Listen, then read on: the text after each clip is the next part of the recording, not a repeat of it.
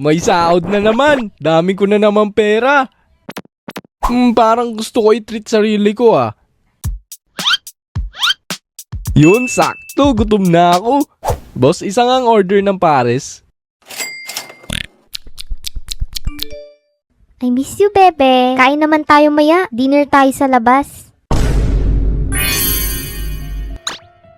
May I take your order po? Isa pong bulalo, tapos sisig na rin. Meron kayong pansit? Meron po.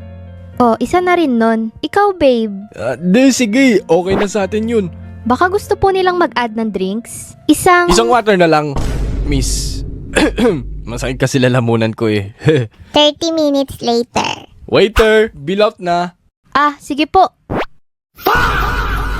Grabe, pag ako lang nakain, 100 lang, sobra pa eh.